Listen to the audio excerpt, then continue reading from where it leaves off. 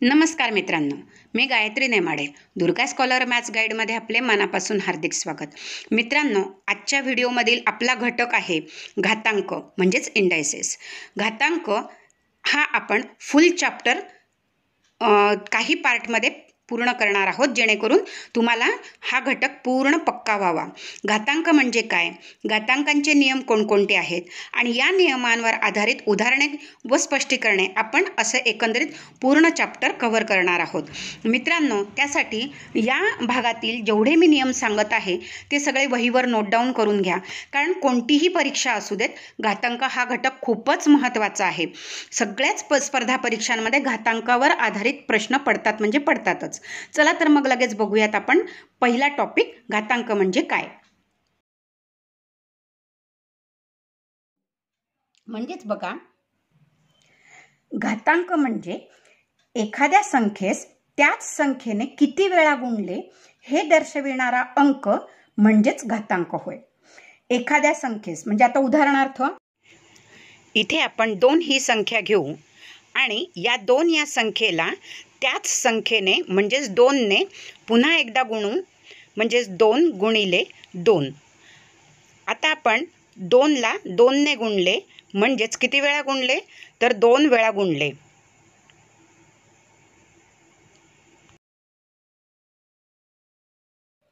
आता हा 2 वेळा गुणलेल्याचा अंक आपण या आपल्याला जी संख्या दिलेली आहे त्याच्या डोक्यावर लिहायचा आहे. म्हणजेच हा डोक्यावर लिहिलेला जो अंक आहे त्याला म्हटलं जातं घातांक. आलं लक्षात? याप्रमाणे आता आपल्याला जी संख्या दिलेली आहे, आपल्याला संख्या कोणती दिलेली आहे, 2 ही संख्या दिलेली. या 2 या संख्येला पाया असे संबोधले जाते. पाया म्हणजेच इंग्लिशमध्ये त्याला बेस असे म्हणतात आणि घातांक म्हणजेच काय, तर इंडायसेस.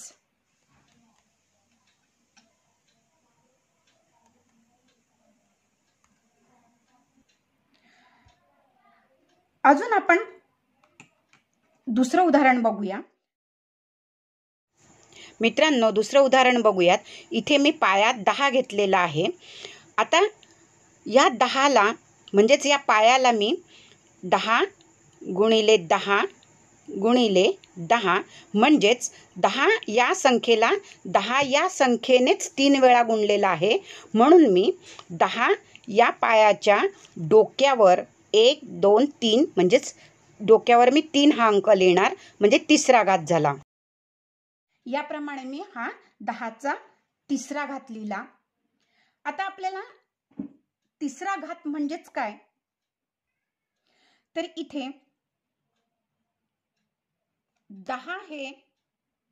10 ही संख्या काय झाली, पाया झाली आणि 3 हा घात किंवा घातांक झाला.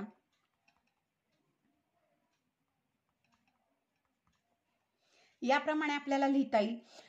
याप्रमाणे आपण बेस म्हणजेच पाया, इथे आपण नैसर्गिक संख्या 1 2 3 4 5 पासून अनंत कितीही संख्या आपण, कोणतीही संख्या आपण बेस म्हणून, पाया म्हणून घेऊ शकतो.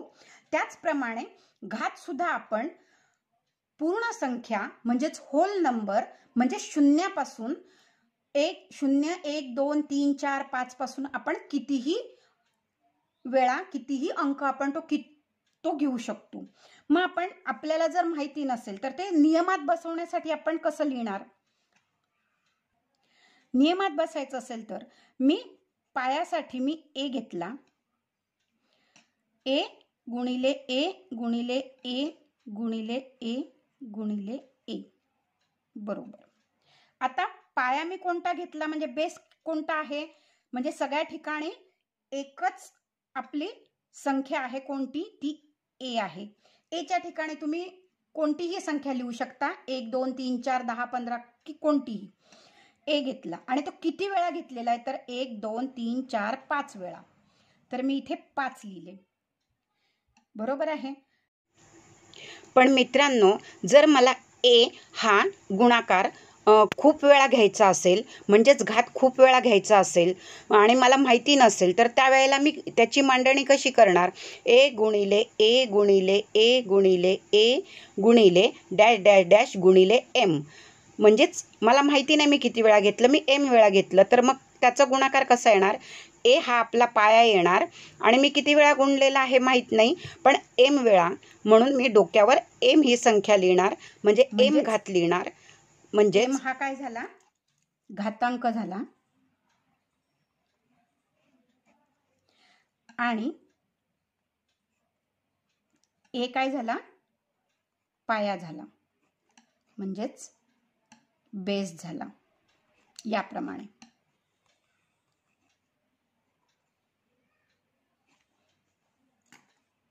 मित्रांनो, आता जवळजवळ सर्वांच्याच लक्षात आलं असेल घातांक म्हणजे काय आणि तो लिहिला कसा जातो. लिहिला जातो बरोबर आहे, पण त्याच्या अगोदर आपल्याला वाचन करायचं असतं. मग वाचन कसं करणार? वाचन कसं करणार? तर इथे ए चा एमवा घात अशा प्रकारे वाचन केलं जातं, किंवा ए चा घातांक एम असंही वाचन केलं जातं. या प्रकारेही केलं तरी बरोबर आहे आणि या प्रकारे केलं तरी बरोबर आहे. इंडायसिसला इंग्लिशमध्ये पॉवर सुद्धा म्हणतात. POWER power. मित्रांनो, इथे आपण 2ला 2ने 2 म्हणजे गुणले, म्हणजे 2 वेळा गुणले, याचाच अर्थ आपण 2चा वर्ग, म्हणजेच इथे आपण 2 वेळा गुणले म्हणजे आपण त्याला वर्ग सुद्धा म्हणतो. 2 वेळा गुणणे म्हणजेच वर्ग करणे, किंवा आपण इंग्लिशमध्ये त्याला म्हणतो स्क्वेअर.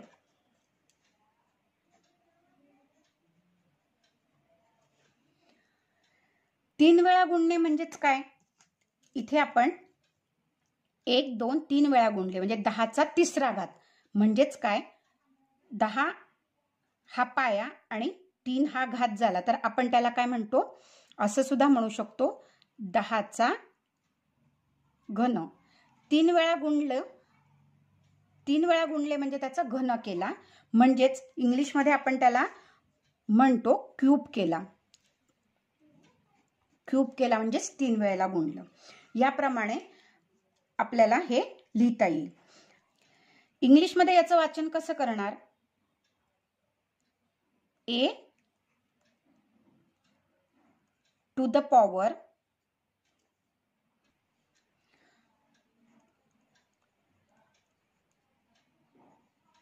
एम और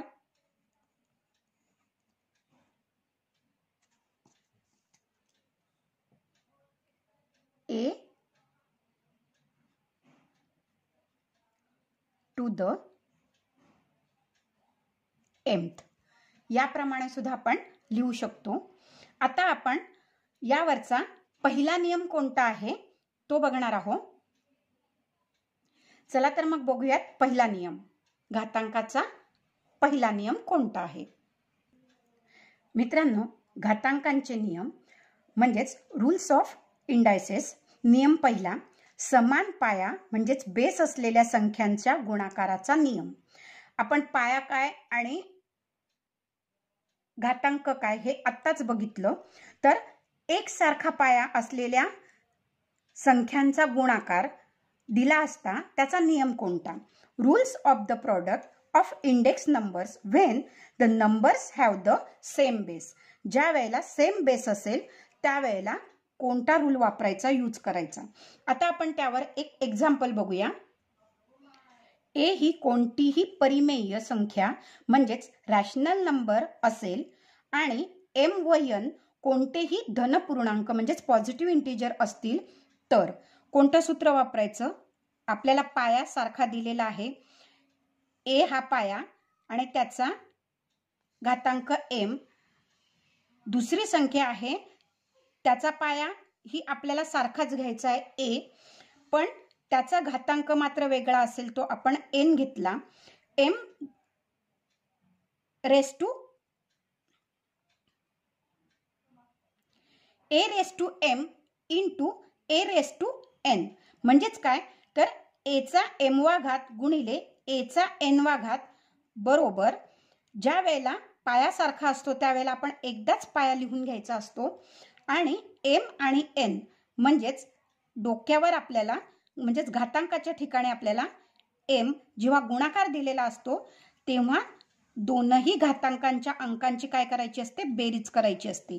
म्हणून a चा m अधिक n घात असं वाचन केलं जाईल आणि हा झाला पहिला नियम. याप्रमाणे पहिला नियम झाला.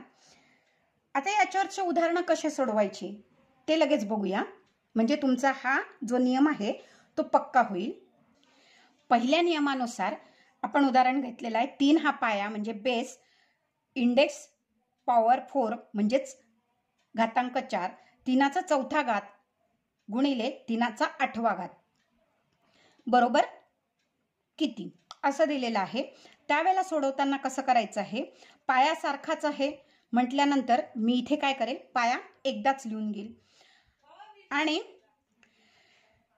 इथे दोन्ही ठिकाणी 3 3 म्हणजेच बेस म्हणजे पाया सारखा आहे म्हणून मी तो एकदा लिहून घेतला 3 आणि त्याच्या डोक्यावर नियमाप्रमाणे पहिला घात 4 आहे अधिक दुसरा घात 8 दिलेला आहे म्हणजे 4 अधिक 8 करणार बरोबर 3 तसेच लिहिणार. 8 आणि 3 किती होतात 12 म्हणजेच 3चा 12वा घात. आपण कसं म्हणणार याला, 3चा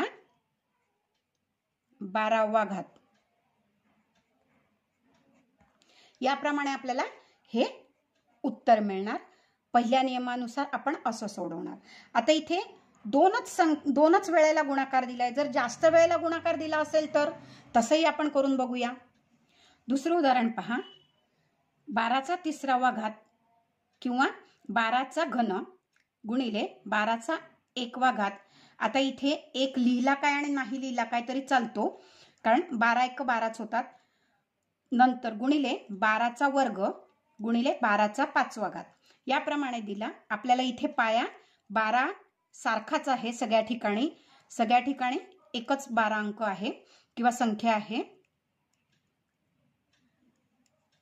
सगळ्या ठिकाणी एकच संख्या आहे 12 म्हणून इथे 12 लिहिले आणि आपल्याला जे घात दिलेले असतात त्या घातांची बेरीज करायची असते. ज्या वेळेला गुणाकार दिलेला असतो त्यावेळेला आपण काय करायचं असतो, घातांचा फक्त बेरीज करून उत्तर लिहायचं असतं.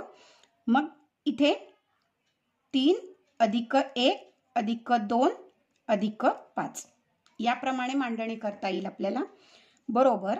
इथे 12 जसेचे तसे लिहायचे, 5 आणि 2 7, 8 आणि 3 11 म्हणजेच उत्तर काय आलं 12चा 11वा घात.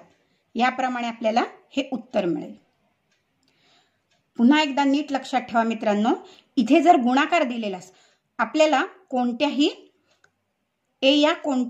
परिमेय संख्येचा म्हणजेच पाया परिमेय संख्या एकच असेल परंतु त्यांचा घात वेगवेगळा असेल आणि त्यांचा गुणाकार दिलेला असेल त्यावेळेला आपल्याला घातांची फक्त काय करायची असते, बेरीज करायची असते. याप्रमाणे आपल्याला हे उदाहरण सोडवता येईल.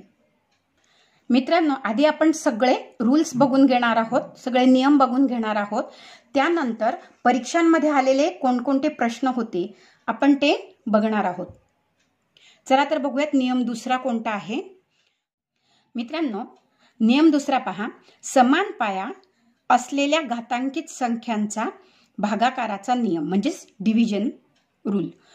Rules of the quotient of index numbers when the numbers have the same base. यावेळेला आपल्याला नियम कसा बनवता येईल तर सेम बेस म्हणजेच पाया सारखा a चा m वा घात आणि भागाकार करायचा आहे. त्याला भागिले बेस सारखाच राहणार आहे म्हणजे a राहणार त्याचा n वा घात म्हणजे a चा m वा घात भागिले a चा n वा घात बरोबर, इथे आता भागाकार असल्यामुळे आपल्याला इथे बेस एकच असल्यामुळे a लिहायचा, पण भागाकार दिल्यामुळे आपल्याला घातांकांची काय करायची आहे, वजाबाकी करायची, हे लक्षात ठेवायचं आहे. गुणाकार असल्यावर घातांकांची बेरीज करायची आणि भागाकार असल्यावर घातांकांची वजाबाकी करायची. म्हणजेच आपला नियम काय तयार झाला, a चा m वा घात भागिले a चा n वा घात बरोबर a चा m वजा n वा घात. अशा पद्धतीने लिहा, किंवा आपण असंही लिहू शकतो, a चा m वा घात भागिले a चा n वा घात बरोबर a चा m वजा n वा घात. हा झाला आपला नियम दुसरा. आता या घातांकाच्या दुसऱ्या नियमावर कसे उदाहरण येतात तर पहा, पहिलं उदाहरण यामध्ये मित्रांनो a हा पाया आहे, पण m मोठा n पेक्षा. m is greater than n and a is not equal to 0. म्हणजे a ची किंमत म्हणजे पायाची किंमत 0 असणार नाही, m हा n पेक्षा मोठा असेल, ही कंडिशन असेल त्यावेळेला आपल्याला हे नियम वापरता येईल. यानुसार आपण लगेच उदाहरण बघूया. पहिलं उदाहरण आहे 18चा 9वा घात भागिले 18चा 5वा घात बरोबर. इथे पाया काय आहे, सारखा आहे, आणि ज्या वेळेला भागाकार करायचा असतो त्यावेळेला काय सांगितलेलं आहे मी की घातांकांची वजाबाकी करायची आहे. म्हणजे 18चा 9 वजा 5वा घात बरोबर 18चा 9तून 5 गेले 4, म्हणजेच 18चा 4था घात. हे झालं आपलं उत्तर. याप्रमाणे आपल्याला हे सोडवता येईल. अजून एक उदाहरण बघूया. 6चा 15वा घात भागिले 6चा 12वा घात. आपण असं सुद्धा लिहू शकतो, 6चा 15वा घात भागिले 6चा 12वा घात बरोबर. आपल्याला काय करायचं आहे, 6चा घात जे दिलेले आहे त्यांची वजाबाकी करायची आहे. 15 वजा 12 बरोबर 6चा 15तून 12 गेले 3 उरतात, म्हणजेच 6चा 3रा घात म्हणजे 6 गुणिले 6 गुणिले 6 याप्रमाणे. आणि जर उत्तर विचारलं असेल तर मग आपल्याला करता येईल 6 गुणिले 6 36 होतात. 36 गुणिले 6 जर केले तर त्यांचा गुणाकार येतो 216. याप्रमाणे आपल्याला हे उत्तर काढता येईल. आपण पुढचा नियम बघूया. जर m हा n पेक्षा लहान असेल व a बरोबर 0 नसेल तर, म्हणजेच a less than m and a is not equal to 0, then a चा m वा घात भागिले a चा n वा घात बरोबर a चा m घात भागिले, आपण या पद्धतीने लिहू शकतो. पण ज्या वेळेला आपल्याला ही कंडिशन असेल म्हणजे n मोठा असेल त्यावेळेला आपल्याला काय करायला लागेल, a छेद a चा n घात वजा m हे सूत्र आपल्याला तिथे वापरावं लागेल. मग याच्यावरचे उदाहरणं कसे विचारले जातात ते बघूया आपण. उदाहरण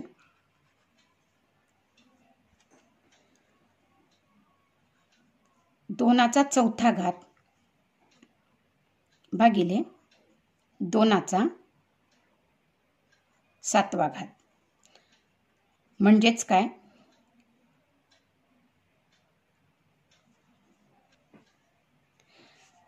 आता इथे पहा m लहान आहे, m ची किंमत 4 दिलेली आहे, 4 पेक्षा n ची किंमत 7 ही मोठी आहे. म्हणून आपल्याला रूल प्रमाणे काय करायचं आहे, a छेदस्थानी 2चा घातांकांची काय करायची वजाबाकी पण n वजा m करायचा आहे आणि n ची किंमत 7 आहे म्हणजे 7 वजा 4 याप्रमाणे करायचं आहे. म्हणजेच बरोबर 1 छेद इथे 2 तसेच लिहायचे बेस म्हणजेच पाया जसाच लिहायचा. 7तून 4 गेले 3 उरले म्हणजे 1 छेद 2चा तिसरा घात याप्रमाणे. आणि सगळ्यांनाच माहिती आहे की 2चा तिसरा घात म्हणजेच 2चा घन किती होतो तर 8 होतो म्हणजे त्याचं उत्तर येईल 1/8. याप्रमाणे आपल्याला हे उत्तर मिळेल. म्हणजे आपल्याला या नियमाप्रमाणे असं सोडवता येईल. अजून एक उदाहरण बघूया या टाईपचं. दुसरं उदाहरण 5चा दुसरा घात भागिले 5चा 9वा घात. मग त्यावेळेला काय करायचं, छेदस्थानी बेस एकच आहे, पाया एकच आहे म्हणून 5 आणि 9 वजा 2 करायचे म्हणजेच उत्तर येईल 5चा 9तून 2 वजा गेले 7 उत्तर येतं म्हणजे 5चा 7वा घात. याप्रमाणे उत्तर आपल्याला हे काढता येईल. आता आपण इथे बघितलं m हा n पेक्षा मोठा होता, दुसऱ्या याच्यामध्ये m हा n पेक्षा लहान आहे. आता जर तिसऱ्या रूलमध्ये m बरोबर n असेल तर mचा म्हणजेच हा m ची संख्या पण तितकीच असेल, अंक तितकाच असेल आणि n ची संख्या पण तितकीच असेल तर मग काय करावं, त्यावेळेला कोणता नियम वापरावा. a हा आपल्याला म्हणजेच पाया 0 नको आहे तर त्यावेळेला कोणता नियम, a चा m वा घात भागिले a चा n वा घात बरोबर 1 हे उत्तर येतं. आपल्याला उत्तर काय मिळतं 1. हा झाला नियम. आता या नियमावर आधारित आपण उदाहरण बघूया. पहिलं उदाहरण 9चा तिसरा घात भागिले 9चा तिसरा घात बरोबर. इथे पायासारखाच आहे म्हणून मी लिहिणार इथे 9 आणि 3 वजा 3 वजाबाकी केली तर इथे 9चा 0, 3तून 3 गेले 0 म्हणजेच इथे 1 येणार. याप्रमाणे उत्तर मिळालं आपल्याला 1. असं सोडवता येईल. अजून एक उदाहरण बघूया. 15चा 8वा घात भागिले 15चा 8वा घात. इथे पाया 15 बेस सारखा दिलेला आहे. m बरोबर 8 दिलाय आणि n बरोबर 8 दिलेला आहे. इथे m बरोबर 8 आणि n बरोबर 8 दोन्ही ठिकाणी काय दिलेलं आहे, घात सारखा दिलेला आहे म्हणजेच m बरोबर n झाला. म्हणून आपल्याला काय करता येईल, 15चा घातांकावर 8 वजा 8 केले, 8तून 8 गेले 0 उरतो म्हणजे 15चा 0वा घात आणि 15चा 0 इथे 0वा घात असेल त्यावेळेला नियमानुसार हा नियम दिलेला आहे, या नियमानुसार उत्तर काय येतं 1 येतं. याप्रमाणे आपल्याला हे सोडवता येईल. पुढील नियम आपण लगेच बघूया. तिसऱ्या नंबरचा पुढील नियम तिसरा कोणता आहे तो लगेच बघूया. घातांकाचा आपण तिसरा नियम बघतो आहे. घातांकित संख्यांच्या घाताचा नियम म्हणजेच एखादी घातांकित संख्या, आपल्याला माहिती आहे घातांकित संख्या आपण a⁻m ला घातांकित संख्या म्हणतो.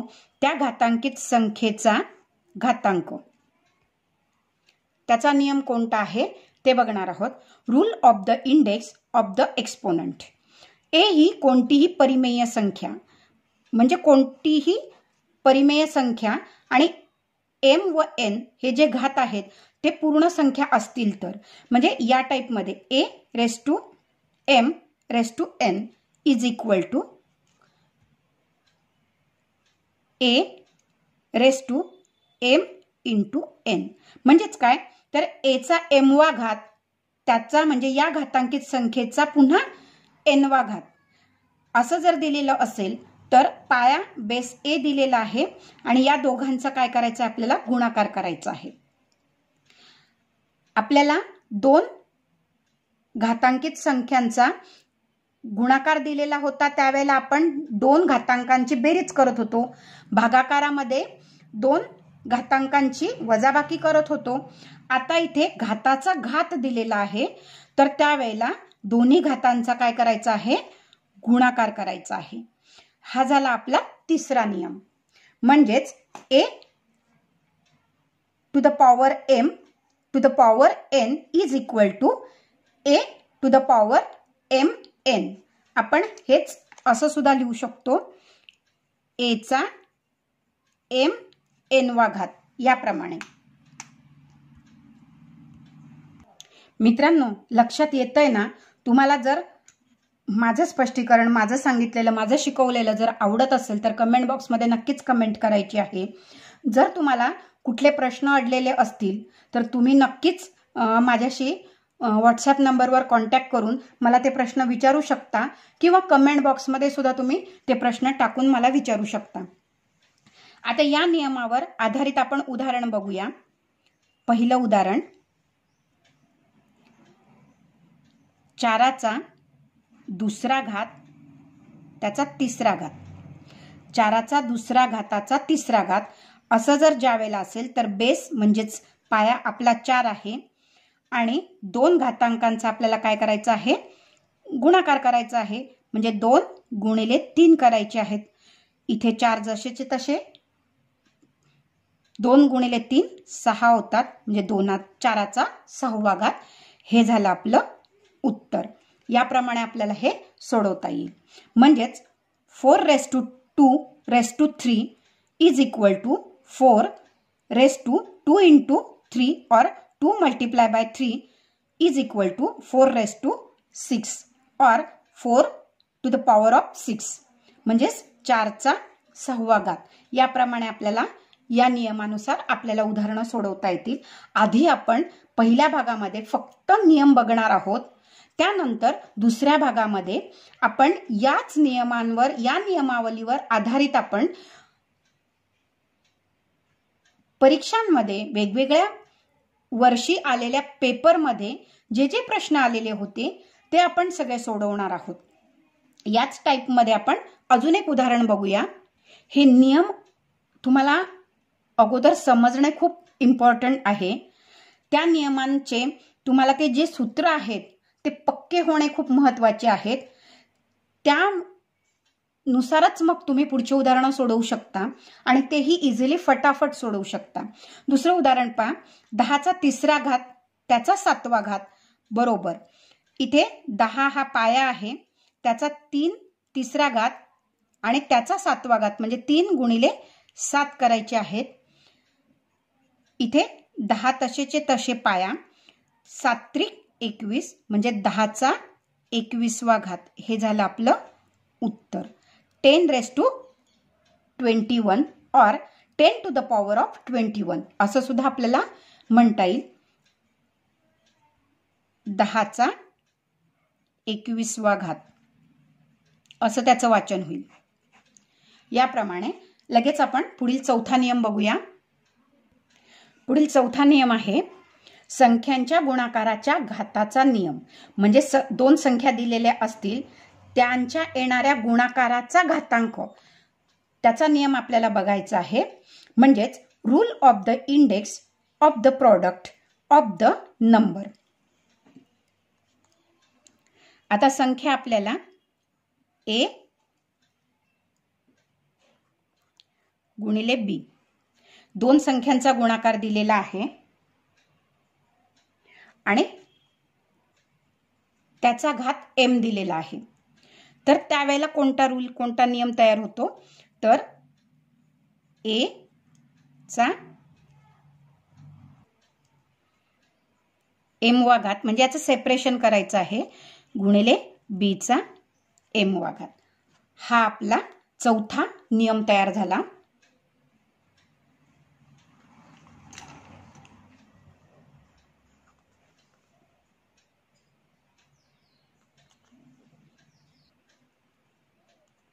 पहिलं उदाहरण आहे 2 गुणिले 3 कंसाचा चौथा घात.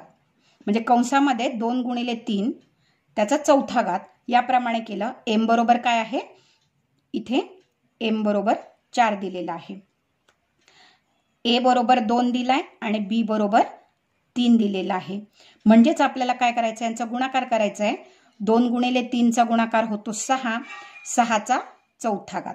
हे झालं आपलं उत्तर. याप्रमाणे हे या नियमामध्ये, या सूत्रामध्ये घालून आपल्याला या टाईपची उदाहरणं सोडवता येतात. हे नियम जर आपल्याला माहिती असतील तर कोणतंही उदाहरण सोडवायला काहीच कठीण वाटणार नाही. याच टाईपचं आपण अजून एक दुसरं उदाहरण बघूया. जर कंसामध्ये आपण 6 गुणिले 3 चा तिसरा घात घेतला तर काय होईल. 6 गुणिले 3 किती होतात, 6 त्रिक 18, 6 3 जा 18 आणि याचा तिसरा घात म्हणजे रेस टू 3 म्हणजे power 3. 6 into 3 raise to 3 is equal to 18 raise to 3. याप्रमाणे आपल्याला येईल. म्हणजेच काय तर कंसामध्ये 6 गुणिले 3 चा तिसरा घात बरोबर 6 त्रिक 18, 18 चा तिसरावा घात आणि हे झालं आपलं उत्तर. पुढचा 5वा नियम लगेच मित्रांनो. नियम 5वा बघा. a छेद b या रूपातील संख्यांच्या घातांचा नियम. Rule of the index of the number in a upon b form. म्हणजेच a छेद b या फॉर्म मध्ये जर असेल तर आपल्याला कोणता नियम बनतो हे बघायचं आहे. तर त्यासाठी आपण इथे a गुणिले b बघितलं होतं. इथे a भागिले b म्हणजे a divide by b raise to m म्हणजेच या घाताच्या स्वरूपामध्ये आपल्याला बघायचं आहे. तर रूल कसा तयार होतो, a भागिले b कंसाचा m वा घात, a upon b bracket raise to m is equal to a raise to m और a to the power m upon b to the power m. याप्रमाणे हा आपल्याला नियम तयार झाला. a छेद b कंसाचा m वा घात बरोबर a चा m वा घात भागिले b चा m वा घात. या सूत्रानुसार उदाहरण कसं सोडवता येईल तर पहिलं उदाहरण पहा. a ची किंमत 3 घेतली, b ची किंमत 4 घेतली म्हणजेच 3/4 चा वा घात बरोबर 3चा 8वा घात भागिले 4चा 8वा घात. याप्रमाणे आपल्याला हे उत्तर मिळालेलं आहे. असं आपल्याला सोडवता येईल. म्हणजेच काय 3/4 raise to 8 is equal to 3 to the power 8 upon 4 to the power 8. याप्रमाणे मिळेल. अजून एक उदाहरण आपण बघूया याच टाईपचं, म्हणजे पक्क लक्षात होईल. दुसरं उदाहरण पहा. 5/7 कंसाचा चौथा घात. इथे a ची किंमत 5 आहे, b ची किंमत 7 आहे. पहा a भागिले b 5 भागिले 7 म्हणजेच a छेद b आपण 5/b केलं, 5/7 केलं हे आणि m बरोबर 4 दिलेले आहे. तर हे सोडवताना कसं सोडवणार तर 5चा चौथा घात छेदस्थानी 7चा चौथा घात. याप्रमाणे आपल्याला हे उत्तर मिळणार आहे. 5/7 bracket raise to 4 is equal to 5 to the power 4 upon 7 to the power 4. याप्रमाणे आपल्याला हे उत्तर काढता येणार आहे. पुढील 6वा नियम आपण लगेच बघूया. पुढील 6वा नियम पहा. शून्य घातांक असलेल्या शून्येतर परिमेय संख्येची किंमत काढण्याचा नियम. Rule of the determining the value of a non zero rational number when the index is 0 means a raise to 0 is equal to answer is 1. A चा 0वा घात इज इक्वल टू म्हणजेच बरोबर 1 हे उत्तर येणार. हा झाला आपला 6वा नियम. a raised to 0 is equal to 1. याच्यावरचं आपल्याला उदाहरण कसं सोडवता येईल तर 1 नंबरचं उदाहरण पहा. जर मी इथे घेतले 7चा 0वा घात तर त्यावेळेला डायरेक्टली उत्तर काय येणार 1 यायचं. सरळ उत्तर 1 लिहायचं. ए चा 0वा घात बरोबर उत्तर येणार 1. याप्रमाणे आपल्याला सोडवता येईल. अजून एक उदाहरण आपण बघूया याच टाइप मधलं. 55चा 0वा घात बरोबर 1. बेस म्हणजेच पाया किती पण मोठी संख्या असू दे आणि जर त्याचा घात 0 असेल तर त्याचं उत्तर नेहमी 1 आणि 1च येणार. हे मित्रांनो लक्षात ठेवायचं आहे. मित्रांनो तुम्हाला जर हे नियम समजत असतील, आवडत असतील माझं शिकवलेलं, तर नक्कीच कमेंट बॉक्समध्ये कमेंट करायची आहे. त्याचबरोबर मी सुरुवातीलाच सांगितलं होतं की मी जे नियम तुम्हाला सांगणार आहे ते सगळे एकत्रीकरण करून आपण एकाखाली एक क्रमांकाने सगळे एका ठिकाणी मोठ्या अक्षरांमध्ये मोठ्या टाईपमध्ये तुम्ही लिहून ठेवा आणि ते जर तुम्ही भिंतीला चिटकवले तर तुमचे ते घातांकांचे नियम जे आहेत ते लवकर पाठ होतील आणि एकदम परफेक्ट माइंडमध्ये फिट बसेल कायमस्वरूपी. मित्रांनो इथे जर बेस म्हणजेच पाया जर ऋण असेल वजा असेल, इथे जर आपण -16चा 0वा घात घेतला तर इथे तर अधिकचं चिन्ह आहे म्हणजेच धनसंख्या आहे, परंतु इथे पाया ऋण संख्या दिलेली आहे. मग अशा वेळेला काय उत्तर असेल तर अशा वेळेला सुद्धा उत्तर काय येणार 1 आणि 1च येणार. इथे -16 कंसाचा 0वा घात असला तरी उत्तर काय मित्रांनो येणार त्याचं उत्तर 1च येणार. जरी पाया वजामध्ये दिलेला असेल, ऋणमध्ये असेल म्हणजे निगेटिव्ह बेस असेल तरी सुद्धा त्याची जर पॉवर त्याचा जर घात 0 असेल तर उत्तर आपल्याला 1 आणि 1 हेच मिळणार आहे. हे लक्षात ठेवायचं आहे. पुढील 7वा नियम आपण लगेच बघणार आहोत. नियम 7वा. 1 हा घातांक असलेल्या शून्येतर परिमेय संख्येची किंमत काढण्याचा नियम. म्हणजेच एखाद्या संख्येचा घात हा 1 असेल आणि ती संख्या 0 सोडून कोणतीही असेल त्यावेळेला त्याची किंमत काढण्याचा नियम कोणता हे आपण बघणार आहोत. Rule of the determining the value of the non zero rational number when the index is 1. याचाच अर्थ काय, ए चा 1 हा घात आहे त्यावेळेला आपल्याला उत्तर मिळतं ए. म्हणजेच जो पाया असतो तेच आपलं उत्तर असतं. a to the power 1 is equal to a. हे आपलं उत्तर झालं. आता या नियमानुसार आपण उदाहरण सोडवून बघूया कसं सोडवतात ते. पहिलं उदाहरण आहे 98चा 1वा घात बरोबर आपल्याला जो बेस असतो जो पाया असतो तेच उत्तर मिळतं म्हणून उत्तर 98 येणार, 98 येणार. 98 to the power of 1 is equal to 98. दुसरं उदाहरण आपण बघूयात. 45चा 1वा घात बरोबर उत्तर आपल्याला 45च मिळणार आहे. 45 to the power of 1 is equal to 45.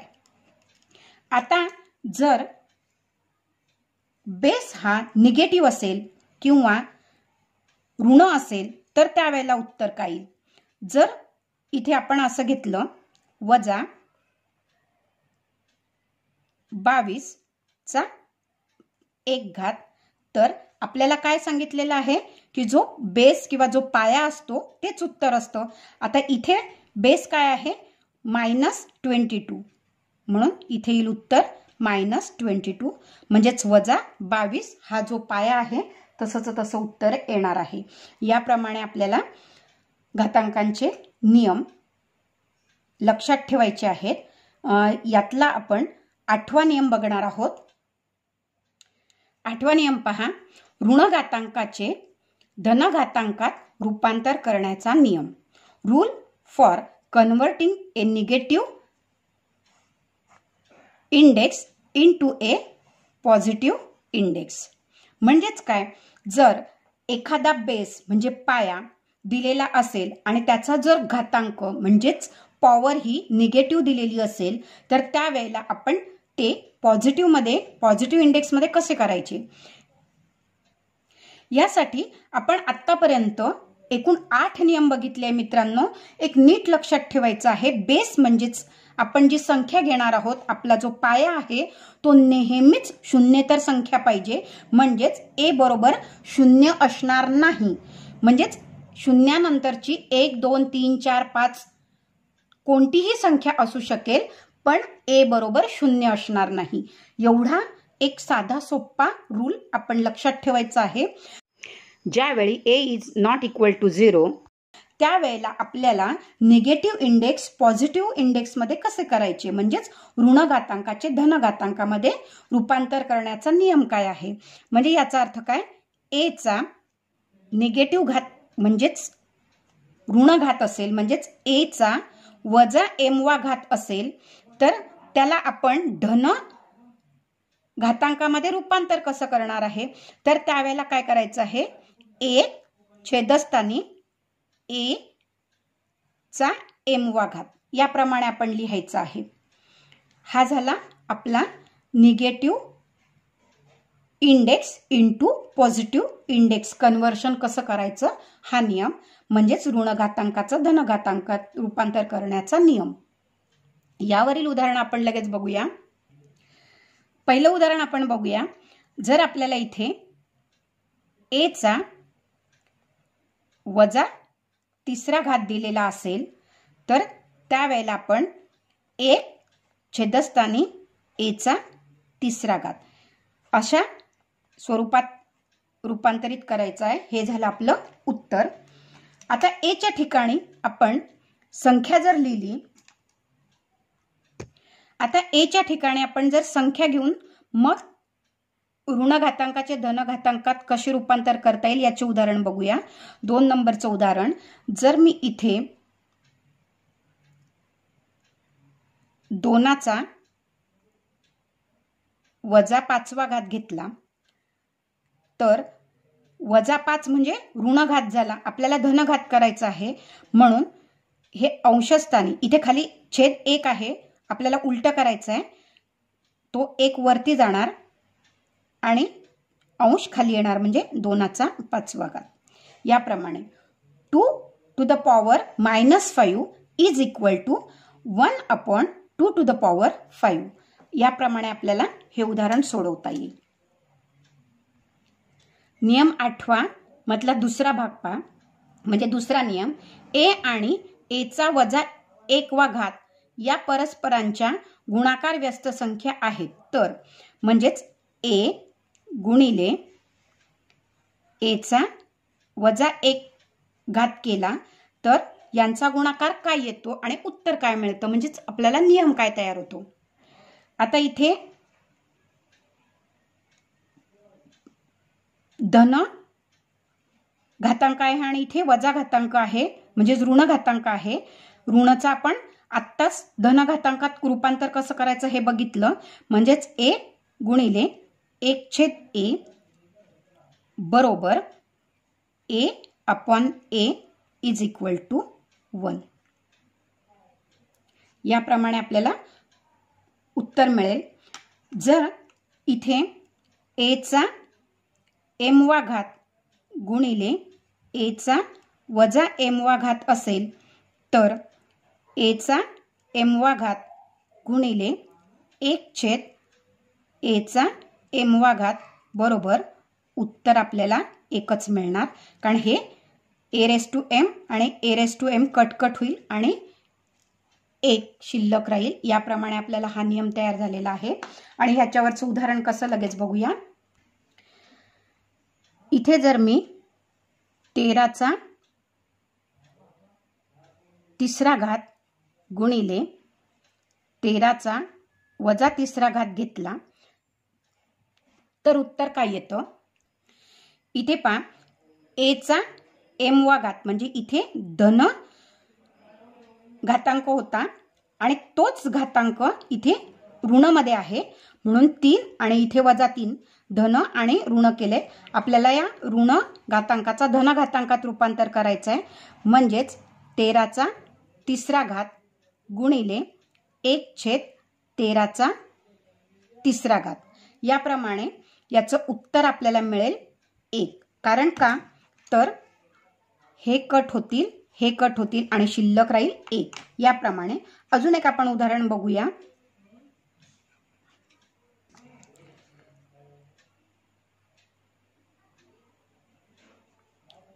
चाराचा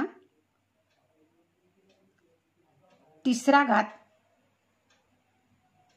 गुणिले 4चा वजा तिसरा घात बरोबर 4चा तिसरा घात गुणिले 1/4चा तिसरा घात बरोबर उत्तर मिळणार 1. याप्रमाणे पुढील आणि शेवटचा नियम आपण लगेच बघूया. नियम 8वा त्यामधील तिसरा प्रकार आहे. आपण आतापर्यंत कसं बघितलं की एचा पहिला नियम काय 8व्या नियमातला पहिला नियम काय बघितला होता? एचा वजा एम घात. तर आपण त्याचा धन रूपांतरित कसं केलं होतं? एचा एम घात. याप्रमाणे आपण पहिला नियम बघितला होता. दुसरा नियम काय बघितला तर एचा एमवा घात गुणिले एचा वजा एमवा घात असेल तर आपण कसं केलं होतं? एचा एमवा घात गुणिले 1/एचा एमवा घात बरोबर 1. याप्रमाणे बघितलं होतं. आता आपल्याला तिसरा नियम काय बघायचा आहे? जर आपल्याला 1/एचा वजा एमवा घात दिलेला असेल तर याचं उत्तर येतं एचा एम घात. म्हणजेच काय केलं आपण? हा जो ऋण घातांक होता त्याचा आपण धन घातांकामध्ये रूपांतरण केलेलं आहे. 1/a⁻m is equal to a⁻m. हा आपल्याला रूल मिळालेला आहे. यानुसार आपण उदाहरण कसं सोडवायचं ते लगेच बघूया. पहिले उदाहरण पहा. 1/एचा वजा 1वा घात बरोबर काय करायचं आपल्याला? एचा 1 घात लिहून टाकायचा आणि आपल्याला माहिती आहे एचा 1 घात बरोबर काय होतो? एच होतो. याप्रमाणे आपल्याला हे उत्तर 1/6चा वजा 5वा घात बरोबर. इथे वजा 5वा घात असल्यामुळे आपल्याला हे छेदस्थानचा जो घातांकित संख्या आहे ती आपल्याला अंशस्थानी न्यायची आहे म्हणून 6चा 5वा घात. याप्रमाणे आपल्याला हे उत्तर मिळेल. मित्रांनो व्हिडिओ पॉज करून हे सर्व नियम वहीवर उतरवून घ्यावे. मित्रांनो अशा प्रकारे आपण घातांकांचे एकूण 8 नियम विस्तृत रूपामध्ये बघितलेले आहेत. तेही उदाहरणांसह स्पष्टीकरण बघितलेले आहेत. आता अगदी शेवटचा 2 मिनिटाचा टप्पा राहिलेला आहे आणि तो म्हणजे संख्यांचे विस्तारित रूपात लेखन कसे करायचे. लेखन कसे करावे म्हणजेच expanded form of A number कुठल्या रूपामध्ये लिहायचं आहे, कसं लिहायचं आहे. आणि एवढा भाग झाला की आपला आजचा व्हिडिओ हा परिपूर्ण होईल. अगदी संपूर्ण डिटेलमध्ये आपण आजचा व्हिडिओ बघितलेला आहे. यानंतरचा पुढचा जो व्हिडिओ असेल आजचे जे नियम बघितले आहेत त्या नियमांवर आधारित परीक्षांमध्ये जे प्रश्न विचारले गेलेले होते ते कोणत्या वर्षी विचारले गेले होते आणि ते कसे सोडवायचे आहेत हा भाग आपला राहणार आहे. त्यामुळे आज जर तुम्ही नवीन असाल, माझं चॅनल सबस्क्राईब केलेलं नसेल तर अगोदर चॅनल सबस्क्राईब करा. त्याला बेल आयकॉनला क्लिक करा म्हणजेच पुढचा व्हिडिओ अपलोड केल्यानंतर त्याचं नोटिफिकेशन लगेचच तुम्हाला मिळेल आणि तो व्हिडिओ तुम्हाला बघता येईल. त्यात जर तुम्हाला काही प्रश्न अडला असेल तो विचारायचा असेल तर तुम्ही माझा व्हॉट्सॲप नंबर 9403827752 या नंबरवर तुम्ही व्हॉट्सॲप करायचा आहे किंवा कमेंट बॉक्समध्ये तुम्ही कमेंट करायची आहे. तुम्हाला त्या प्रश्नाचं सोल्युशन नक्कीच मिळेल. चला तर मग राहिलेला भाग आपण लगेच बघूयात जास्त वेळ न घेता. संख्यांचे विस्तारित रूपात लेखन कसे करायचे, expanded form of A number.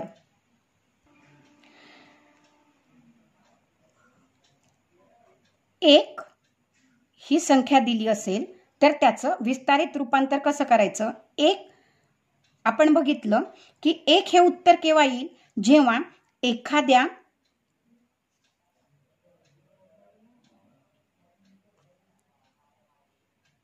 पायाचा घात हा 0 असेल. म्हणजेच 10चा 0वा घात बरोबर 1 येणार हे आपल्याला माहिती आहे. 10 हे उत्तर आपल्याला केव्हा मिळेल तर ज्या वेळेला 10चा 1 घात करू, 10चा 1 हा घात असेल तर त्यावेळेला जो पाया असतो तेच आपल्याला उत्तर मिळतं. म्हणजेच आपल्याला या रूपात लिहिता येईल. 100 हे घातांकाच्या रूपामध्ये आपण कसं लिहिणार, म्हणजेच 10चा वर्ग किंवा 10चा दुसरा घात याचं विस्तारित रूपांतर काय झालेलं आहे 100. याप्रमाणे आपल्याला करता येईल. जर आपण 10चा तिसरा घात किंवा घन जर घेतला तर आपल्याला इथे 1 लिहून एकावर 3 शून्य द्यावे. म्हणजेच 1000 हे विस्तारित रूप कशाचं होईल 10चा घन. याप्रमाणे आपल्याला विस्तारित रूपामध्ये आपल्याला लेखन करता येईल. मित्रांनो, हे धन घातांकाच्या रूपात झालं होतं. आता आपण ऋण घातांकाच्या संख्यांचे रूपांतर म्हणजे विस्तारित रूपांतर कसे करायचे किंवा भागाकाराच्या स्वरूपात जर दिलेलं असेल तर त्यावेळेला कसं करायचं. 1/10 म्हणजेच 10चा वजा 1वा घात, किंवा जर आपल्याला असं दिलं असेल 10चा वजा 1वा घात बरोबर, तर आपल्याला 1चा धन रूपामध्ये आपण कसा घातांक लिहायचा हे आत्ताच बघितलेलं आहे. नियम 8 त्यानुसार आपण लिहा. असं दिलेलं असेल तर या रूपामध्ये लिहायचं आहे, किंवा घातांकाच्या रूपात दिलेलं असेल तर आपल्याला भागाकाराच्या रूपामध्ये लिहून घ्यायचं आहे. त्यानंतर जर 1/100 दिले असतील तर 10चा वजा दुसरा घात येईल. त्यानंतर जर आपल्याला 1/1000 दिले असतील म्हणजे एकावर 3 शून्य दिले असेल तर 10चा वजा तिसरा घात करावा लागेल.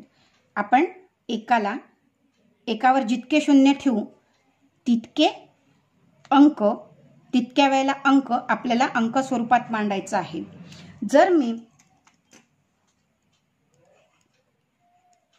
1/एकावर 1, 2, 3, 4 शून्य दिले तर 10चा वजा चौथा होईल.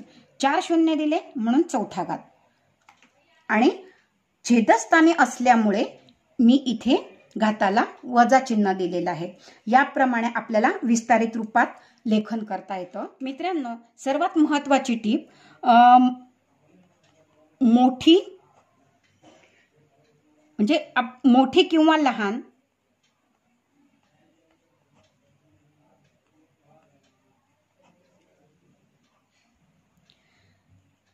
संख्या 10च्या घात वापरून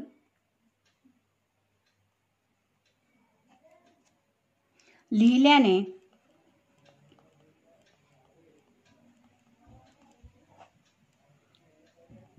समजण्यास किंवा आकलन करण्यास जास्त सोपे जाते। आता हे कशावरून पहा, जर मी मोठी संख्या असेल, उदाहरणार्थ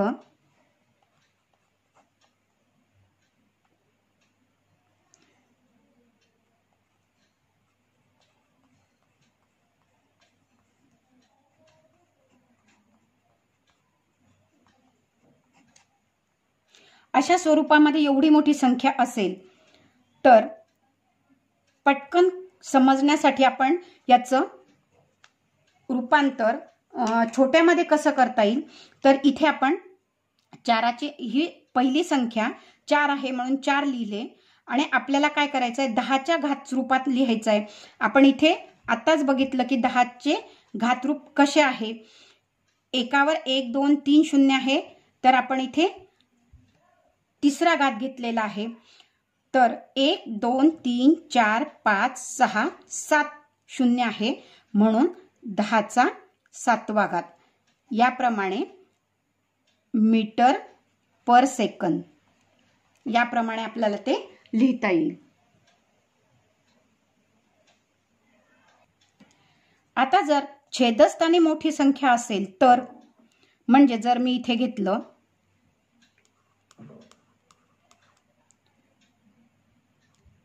7 लाख, तर घातांक रूपामध्ये मी काय करणार, इथे 1/7 गुणिले 10च्या रूपात लिहायचंय। 10 वर किती इथे किती शून्य आहेत, 1 2 3 4 5 शून्य आहे म्हणून 10चा 5वा घात लिहायचा आहे। हेच मी असंही लिहू शकते, 7 गुणिले हा धन घातांक केलेला आहे त्याचा मी ऋण घातांक करेल, म्हणजे 7 गुणिले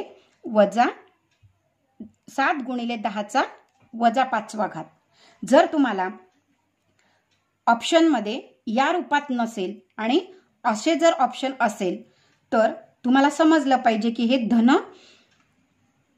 घातांकामध्ये लिहिलेलं आहे आणि हे ऋण घातांकामध्ये आहे, दोघांचा अर्थ किंवा उत्तर एकच होतं। मित्रांनो, याप्रमाणे आपण आजचा भाग इथेच संपवूया आणि उद्या या नियमांवरचे प्रश्न आणि त्याचे स्पष्टीकरण हे आपण बघणार आहोत।